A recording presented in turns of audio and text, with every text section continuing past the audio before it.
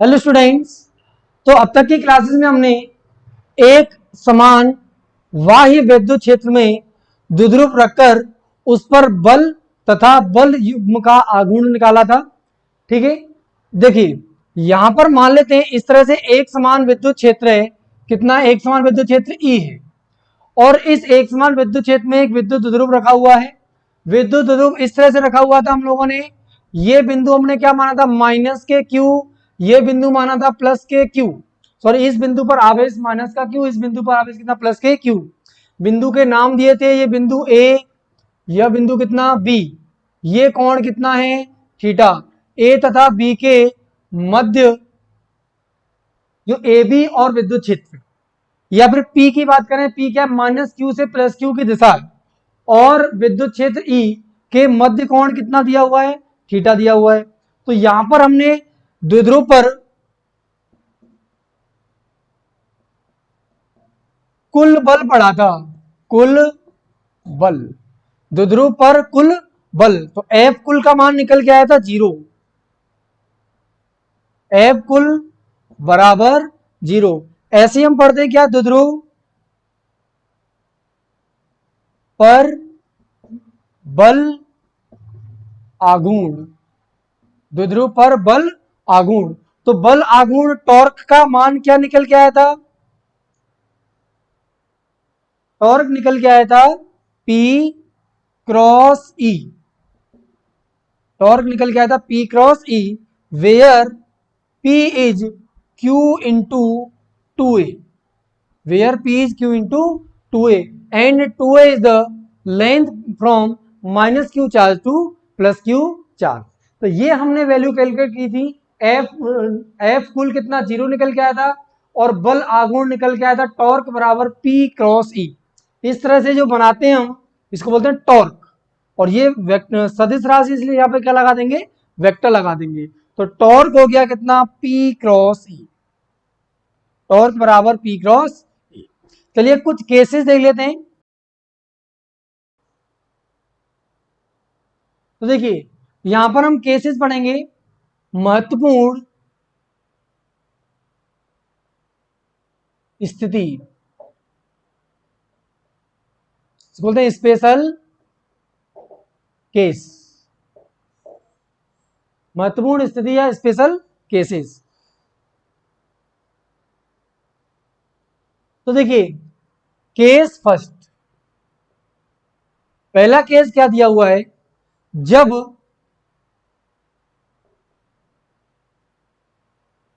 द्विध्रुव का विद्युत द्विध्रुव आघूर्ण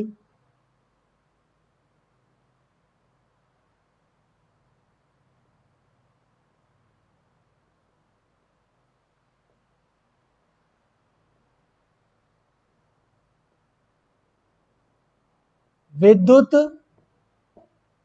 क्षेत्र की ओर हो। जब द्विध्रुव का विद्युत द्विध्रुव आघूर्ण विद्युत क्षेत्र की ओर हो। तो देखिए मान लेते हैं इस तरह से क्या है? विद्युत क्षेत्र दिया हुआ है, ये विद्युत क्षेत्र क्या है? E। और विद्युत क्षेत्र की दिशा में क्या है?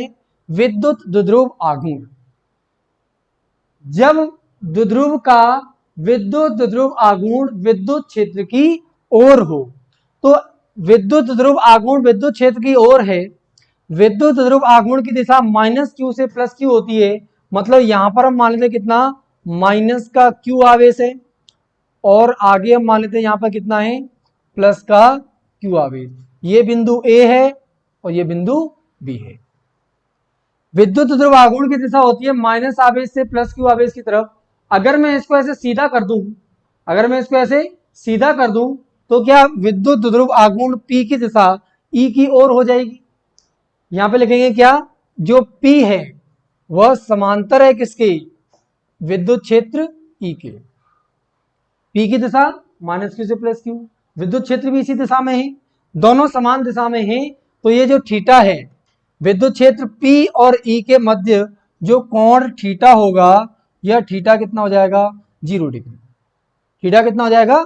0। देखो F कुल तो 0 था, तो यहां पर भी F कुल क्या रहेगा, 0 रहेगा। और यहां से निकालेंगे द्विध्रुव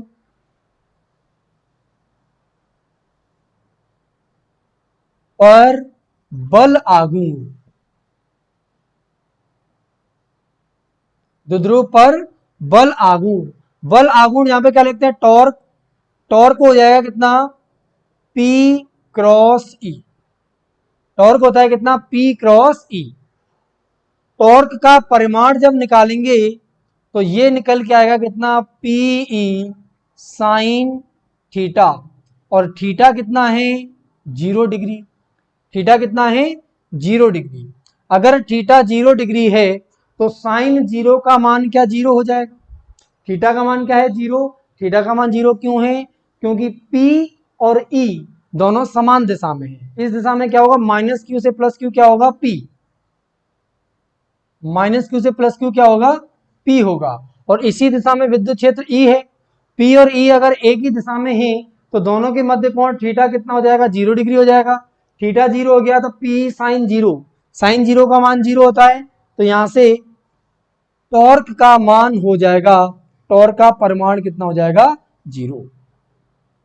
तो यहां से हमने केस पढ़ा, जब विद्युत द्विध्रुव आघूर्ण और विद्युत क्षेत्र समान दिशा में होते हैं तो विद्युत द्विध्रुव पर लगने वाला कुल बल आघूर्ण 0 होता है। ठीक है, इस लाइन को हम लिख लेंगे, क्या लिख लेंगे, जब विद्युत द्विध्रुव आघूर्ण विद्युत क्षेत्र की ओर होता है तब द्विध्रुव पर लगने वाला बल आघूर्ण, द्विध्रुव पर बल आघूर्ण कितना होता है, 0 होता है। ये हमारा केस फर्स्ट हुआ। ठीक है, सेकंड केस की हम बात करते हैं।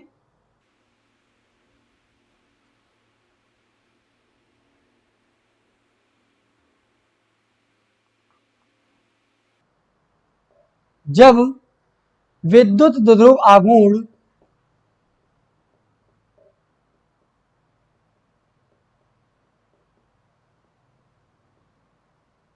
जब विद्युत द्विध्रुव आघूर्ण विद्युत क्षेत्र के विपरीत हो, जब विद्युत ध्रुव आघूर्ण विद्युत क्षेत्र के विपरीत हो। ठीक है, विद्युत क्षेत्र के विपरीत होगा जब विद्युत ध्रुव आघूर्ण, तो यहां पर लिखेंगे P क्या है, यहां लिखेंगे एंटी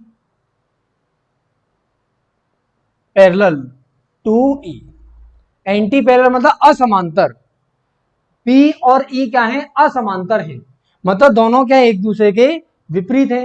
कैसे एग्जांपल लेते हैं, ये मानते हैं विद्युत क्षेत्र E है, एक समान विद्युत क्षेत्र E दिया हुआ है, और इस विद्युत क्षेत्र E के विपरीत दिशा में क्या है, विद्युत द्विध्रुव आघूर्ण। मतलब कि विद्युत द्विध्रुव आघूर्ण विपरीत लेने के लिए यहां पर हमने बिंदु A ले लिया जिस पर माइनस का Q आवेश है, यहां पर हमने एक बिंदु ले लिया कितना B जिस पर प्लस का Q आवेश है, यहां पर एक माइनस का Q आवेश और एक कितना प्लस का Q आवेश है, और ये इस तरह से रखे हुए हैं।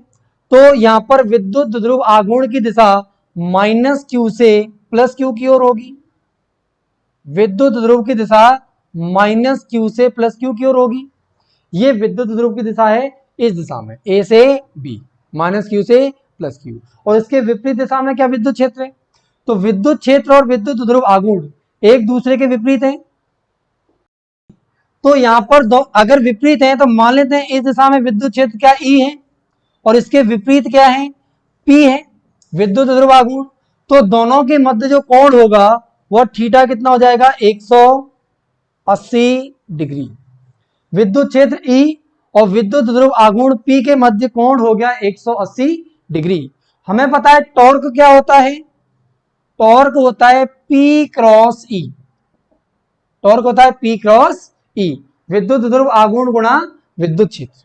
P क्रॉस E में अगर टॉर्क का परिमाण निकालेंगे, टॉर्क का परिमाण लेंगे तो हो जाएगा PE साइन थीटा, और थीटा कितना है, 180 डिग्री, थीटा कितना है, 180 डिग्री दिया हुआ है। तो टॉर्क हो जाएगा यहां पर PE गुणा साइन 180 डिग्री। हमें पता है साइन 180 डिग्री का मान कितना होता है? 0। साइन 180 का मान कितना होता है? 0 होता है। अगर साइन 180 का मान अगर 0 है तो यहां पर टॉर्क का परिमाण भी कितना हो गया? 0। मतलब टॉर्क कितना हो गया? 0। ठीक है ना? टॉर्क मतलब बल आघूर्ण। तो हम यहां पर क्या चीज समझ रहे हैं? अगर हम विद्युत ध्रुव आघूर्ण को विद्युत क्षेत्र की दिशा में रखें या विद्युत क्षेत्र के विपरीत दिशा में लगें तो उस पर लगने वाला कुल बल आघूर्ण का मान शून्य होता है। पहले वाली स्थिति में हमने क्या किया था? विद्युत ध्रुव आघूर्ण को विद्युत क्षेत्र की दिशा में रखा था, और इस स्थिति में हमने क्या किया? विद्युत ध्रुव आघूर्ण को विद्युत क्षेत्र की विपरीत दिशा में रखा है। ठीक है,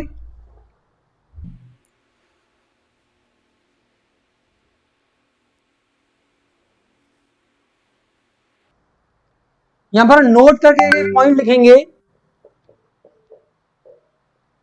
क्या पॉइंट दिया है? जब विद्युत द्विध्रुव को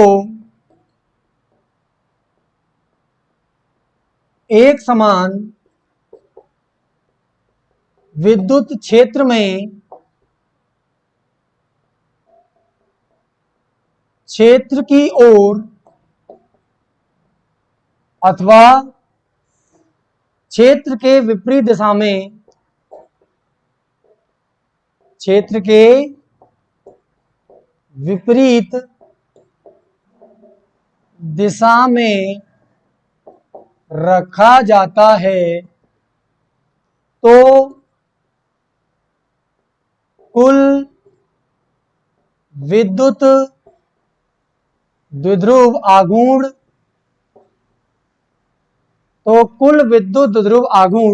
का मान शून्य होता है। तो टॉर्क नेट का मान हो जाएगा 0, और बल कुल तो 0 होता ही था। कुल बल क्या 0 होता ही था? टॉर्क कुल ले लेते हैं, तो कुल बल आघूर्ण भी 0 होगा, और कुल बल तो 0 पहले से ही है। ठीक है, चलिए अब केस थर्ड की अगर हम बात करते हैं,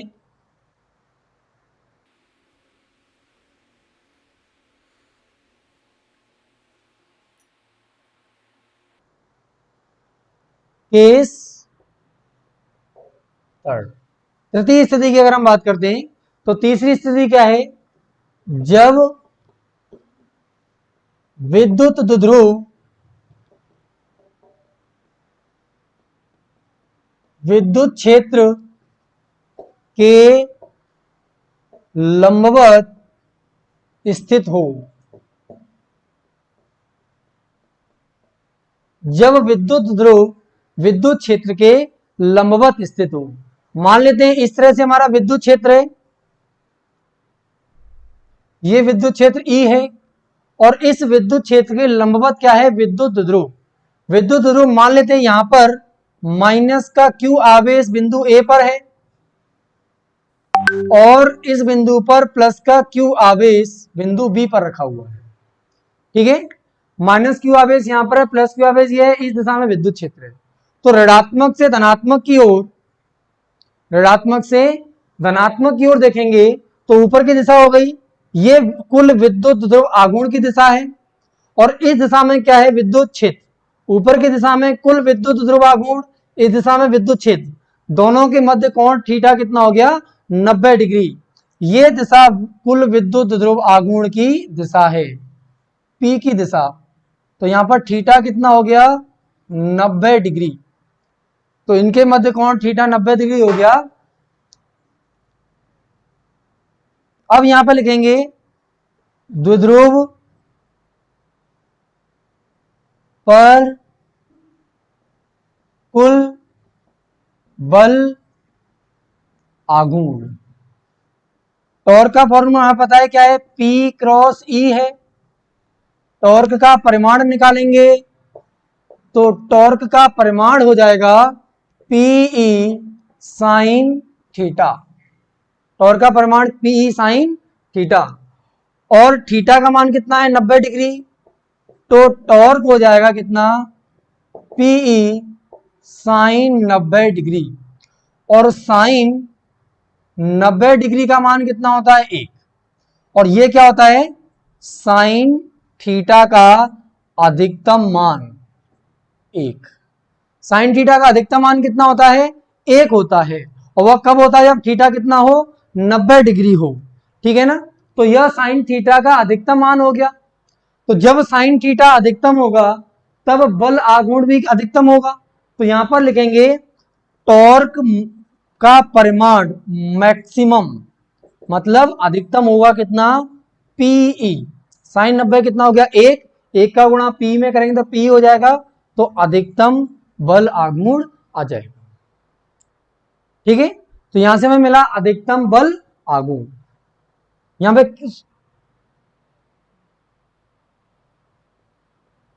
केस थर्ड की बात कर रहे थे हम, 2 केस पहले पढ़ चुके थे। तो केस थर्ड में जब विद्युत ध्रुव विद्युत क्षेत्र के लंबवत स्थित होता है, उस स्थिति में जो द्विध्रुव पर कुल बल आघूर्ण होता है वह अधिकतम होता है तथा इसका मान पीई के बराबर होता है। ठीक है, इस पॉइंट को लिख लेते हैं।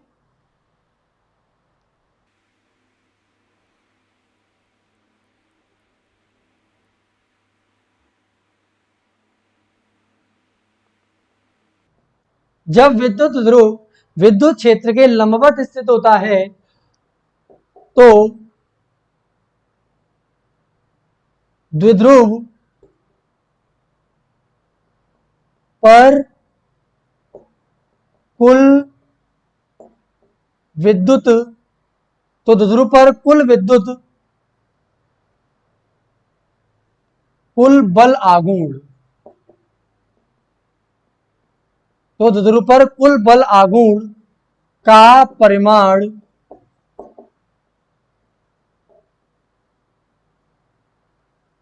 अधिकतम होता है। कुल बल आघूर्ण का परिमाण अधिकतम होता है जिसका मान पीई होता, ठीक है ना। अधिकतम बल आघूर्ण लगेगा और अधिकतम बल आघूर्ण का परिमाण कितना है पीई के बराबर दिया हुआ है। हाँ तो स्टूडेंट्स, अब हम एक प्रश्न करते हैं। जब एक समान विद्युत क्षेत्र में विद्युत ध्रुव आघूर्ण को रखा गया है, ठीक है। प्रश्न आपकी स्क्रीन पर दिखाई दे रहा है, उस प्रश्न को देखिए, क्वेश्चन को रीड कीजिए।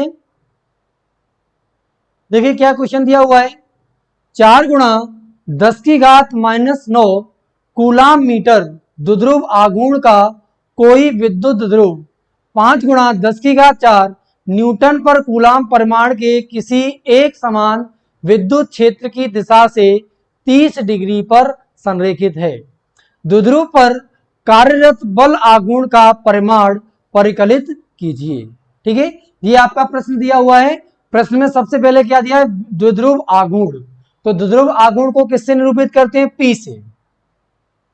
तो द्विध्रुव आघूर्ण पी का परिमाण दिया हुआ है, कितना दिया हुआ है 4 गुणा 10 की घात -9, 4 गुणा 10 की घात -9 कूलाम मीटर, ठीक है ना। इसके बाद हमें एक समान विद्युत क्षेत्र दिया हुआ है 5 गुणा 10 की घात 4 न्यूटन पर कूलाम। तो एक समान विद्युत क्षेत्र का परिमाण दिया हुआ है 5 गुणा 10 की घात 4 न्यूटन पर कूलाम, ठीक है। और हमें बताया गया है कि एक समान विद्युत क्षेत्र की दिशा से कितने 30 डिग्री पर संरेखित है, मतलब P और E के मध्य कोण, P मतलब विद्युत ध्रुव आघूर्ण तथा विद्युत क्षेत्र E के मध्य कोण थीटा कितना दिया हुआ है 30 डिग्री। और क्या निकालना है हमें, बल आघूर्ण का परिमाण ज्ञात करना है। बल आघूर्ण टॉर्क को लिखते हैं हम कितना P क्रॉस E, और बल आघूर्ण का परिमाण लिखेंगे बल आघूर्ण का परिमाण, बल आघूर्ण का परिमाण निकालना है। तो देखिए परिमाण निकालने के लिए टॉर्क का परिमाण हो जाएगा पीई साइन थीटा। टॉर्क का परिमाण P का मान दिया हुआ है 4 गुणा 10 की घात -9, E का मान दिया हुआ है 5 गुणा 10 की घात 4, और ये हो जाएगा कितना, साइन थीटा का मान कितना है 30 डिग्री। तो थीटा कितना रख दिया 30 डिग्री। ठीक है, इसके मान को कैलकुलेट करते हैं। ये हो जाएगा 4 गुणा 5 गुणा 10 की घात, 4 गुणा 5 गुणा 10 की घात, ये -9 प्लस के 4, क्या 10 की घात -5 हो जाएगा। और साइन 30 का मान होता है 1/2। 2 से 4 को 2 बार काट देंगे, और 2 गुणा 5 हो गया 10, तो 10 गुणा 10 की घात -5 न्यूटन मीटर। जो बल आघूर्ण का जो मात्रक होता है वह होता है न्यूटन मीटर। ठीक है, अब 10 गुणा 10 की घात -5 को लिख सकते हैं 10 की घात -4 न्यूटन मीटर। ये कुल बल आघूर्ण का मान आ गया। अगर आपसे बल का मान पूछता तो कुल बल क्या होता, 0, क्योंकि द्विध्रुव को हमने कहाँ रखा हुआ है, एक समान विद्युत क्षेत्र में रखा हुआ है।